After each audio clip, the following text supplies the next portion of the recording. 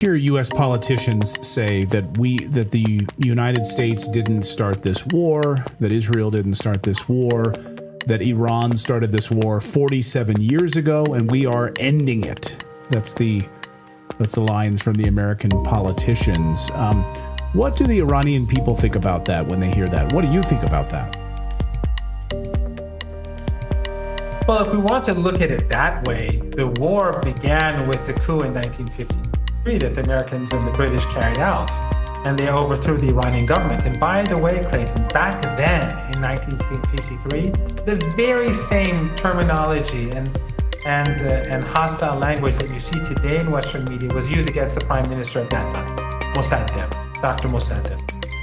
Then they installed the Shah for 2.5 decades. They created his secret police, tortured people, killed people. Then during the popular revolution, the army gunned down people on a regular basis for months.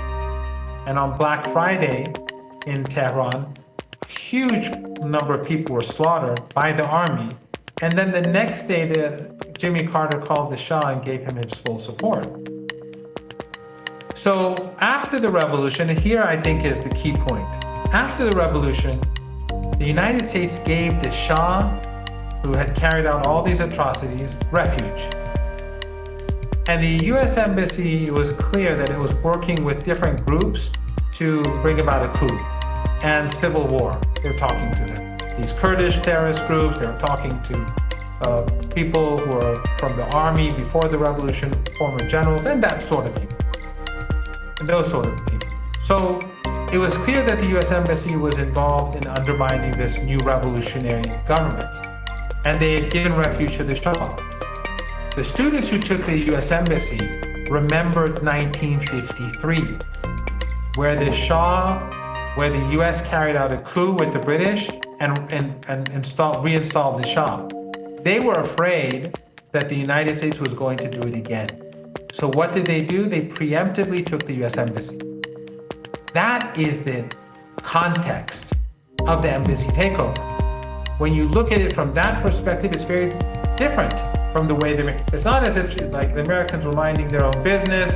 The relations between Iran and the United States were always great. The Americans were handing out free pizzas all the time. And then suddenly these mad people go in, these university students, and take these embassy people hostage.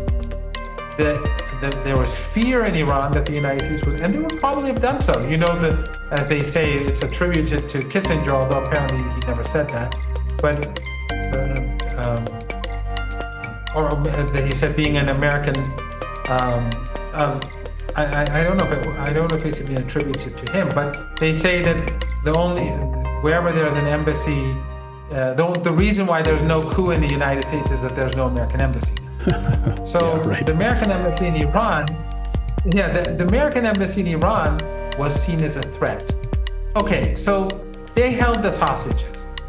After 444 days, they released them. But it didn't end there. The United States supported Saddam Hussein. The West gave Saddam Hussein chemical weapons. They aided him for 8 years. Then the sanctions began. The United States supported ISIS and Al-Qaeda. I mean, the policies, if you go to an Iranian cemetery, a war cemetery, hundreds of people, almost 200,000 Iranians were killed in the 8-year-long war that the West supported, where the West supported Saddam Hussein. Many died of chemical weapons, including young men like myself. I survived chemical attacks. But how many graveyards in the United States are full of Americans who were slaughtered by Iranians? How many, like 10,000, 50,000, 100,000? No. None.